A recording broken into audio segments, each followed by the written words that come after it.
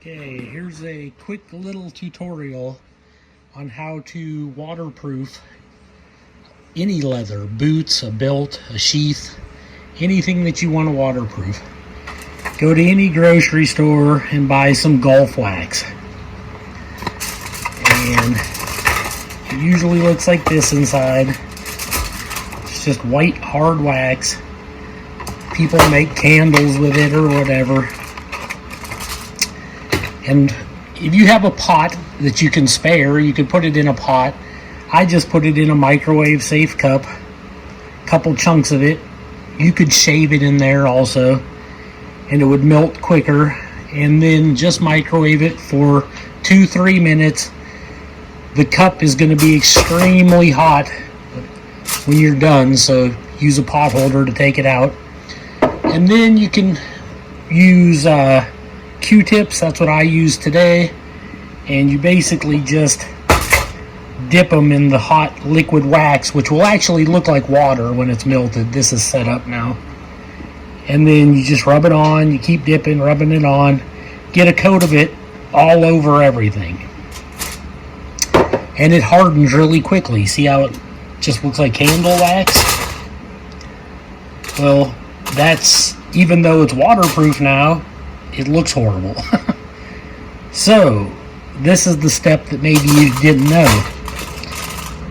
And there's probably other ways you could heat it up. You could probably put it in an oven or at a low enough temperature and all kinds of stuff. But what I do is I just take a blow dryer. You could also use a heat gun, but I'm just using a cheapo blow dryer. Takes a little longer this way, but you turn it on high, and I already did a little spot right here, and it melts the wax, and the hot wax goes right into the leather. And I'll do a little spot right here and you'll see.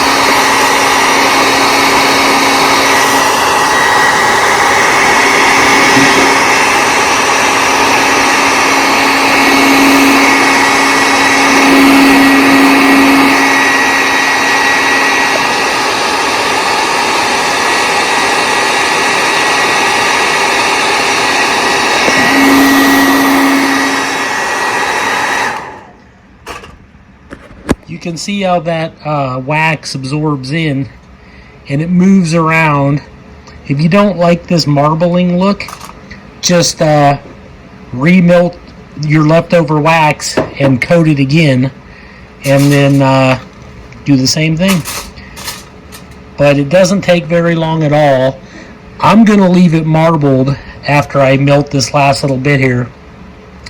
And then, I mean, it feels fine to the touch. It doesn't feel waxy at all. It doesn't even feel greasy at all. So what I'll do is I will put otter wax, or you could use Vaseline or whatever as your finish up coat, and that'll also get rid of some of that marbling if that's like an issue. You might like the look of that. But it's just a super easy way to waterproof your sheath or your belt or your boots or whatever. And it's cheap. I think a whole box of this Gulf Wax is like a couple bucks maybe. And you get like a whole pound of it. So right here was that Bark River emblem. So let me get that heated up.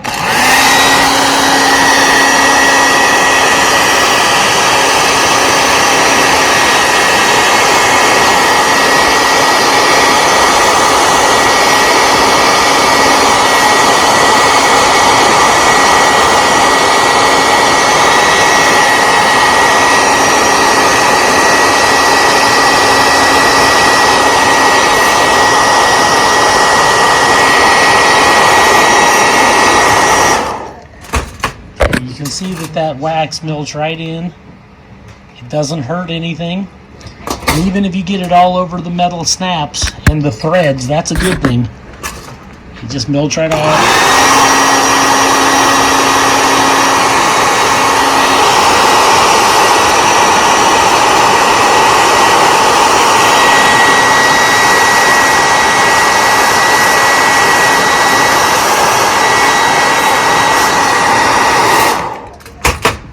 See, and it doesn't come back like thick or white at all. It's done. It looks like that, not like this right here. It'll look like this. If you see any white like this, you just take the blow dryer to it a little longer.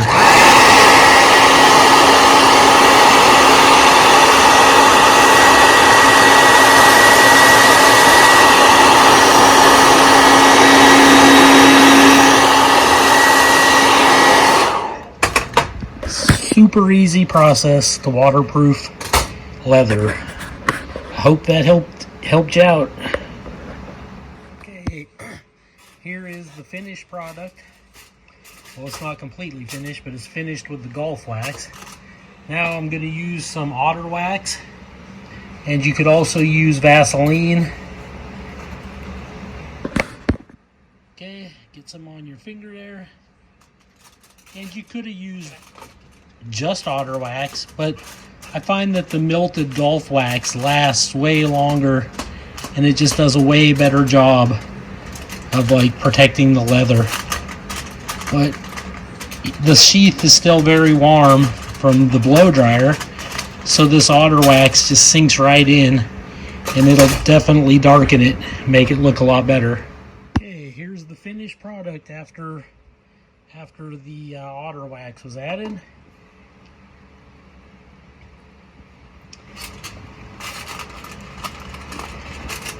And like I said, you can just keep coating it to get it darker and darker and darker. But that is a well-protected sheath. I like to use coffee filters instead of paper towels because they don't leave much dust. And I'll just quickly give it a slight wipe down, even though it really doesn't need it. It's like the leather has absorbed pretty much everything.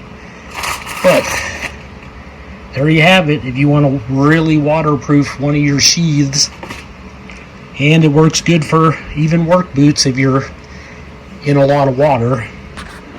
Hope you enjoyed this video.